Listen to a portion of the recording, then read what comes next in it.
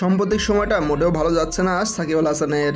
Bat ball হাতে করতে পারছে না পারফরমেন্স। গত ওয়ানডে বিশ্বকাপ থেকে মূলত নিজের চেনা ছন্দে নেই সাকিব। সবখানেই এই অলরাউন্ডারকে নিয়ে চলছে সমালোচনা। তবে খারাপ এই সময় বন্ধু তামিম ইকবালকে ঠিকই পাশে পাচ্ছে সাকিব। ক্রিকেট বিষয়ক জনপ্রিয় ওয়েবসাইট ESPN ক্রিকইনফোতে তামিম এবারের বিশ্বকাপে নিয়মিত এক অতিথি। নেদারল্যান্ডসের বিপক্ষে ম্যাচের আগে হাজির হয়েছিল দেশসেরা এই ওপেনার। সেখানে আলাপ চলাকালে জানালেন সাকিবের সামর্থ্য সম্পর্কে।